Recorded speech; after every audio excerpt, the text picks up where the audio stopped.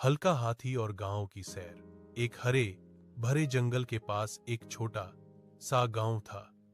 उसी गांव में रहता था हल्का, एक नन्हा और प्यारा हाथी। हल्का बाकी हाथियों से थोड़ा अलग था। वह बहुत हल्का, फुर्तीला और बेहद जिज्ञासु था।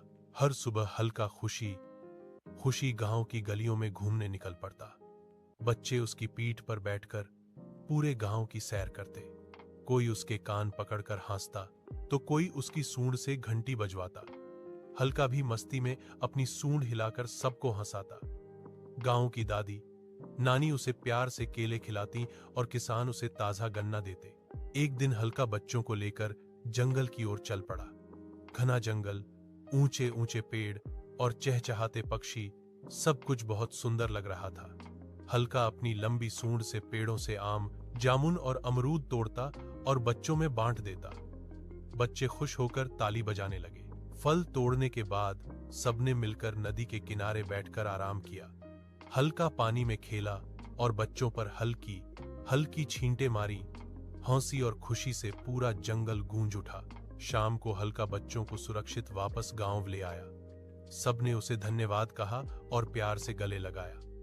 हल्का खुश था क्योंकि उसे सबसे अच्छा लगता था सबको खुश देखना। और इस तरह हल्का हाथी हर दिन गांव और जंगल में खुशियां बांटता रहा। जरूर, यह हल्की पूरी कहानी एक नई और सरल तरीके से लिखी हुई है। हल्की कहानी ब्रूस बैनर एक बहुत ही बुद्धिमान वैज्ञानिक था। उसे विज्ञान से इतना प्यार था कि वह हमेशा दुनिया को बेहतर बनाने के तरीके सोचता रहता था। एक दिन ब्रूस ने गामा विकिरण पर प्रयोग करना शुरू किया। उसका मकसद था इंसान को ज्यादा ताकतवर बनाना ताकि दुर्घटनाओं और जंगों में ज्यादा लोग बच सकें। लेकिन एक दिन प्रयोग के दौरान एक बड़ी गलती हो गई। एक लड़का परीक्षण क्षेत्र में आ गया और ब्रूस उसे बचाने के लिए खुद गामा विकिरण के सामने आ गया। उसके बाद ब्रूस बेहोश हो गया। जब उसे होश आया तो वह जिंदा था, लेकिन बदल चुका था। अब जब भी ब्रूस को गुस्सा आता या वो बहुत ज्यादा टेंशन में होता, वो एक हरा, बहुत ताकतवर जाइंट बन जाता, जिसे दुनिया ने नाम दिया हल्क। हल्क के पास ला जवाब ताकत थी। वो गाड़ियां उठा सकता था, इमारतें गिरा सकता था और फौज भी उसे मुश्किल से रोक पाती थी। लेकिन हल्क सिर्फ ताकत नहीं था, वह ब्रूस के दर्द, डर और गुस्से का रूप था।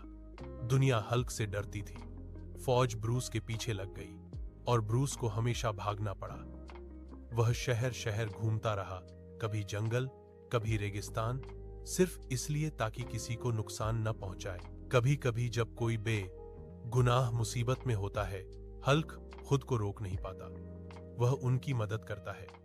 धीरे धीरे लोग समझने लगे कि हल्क बुरा नहीं है, बस समझा नहीं गया। ब्रूस की जिंदगी का सबसे बड़ा संघर्ष यह था कि वह अपने गुस्से पर काबू पाए। उसका एक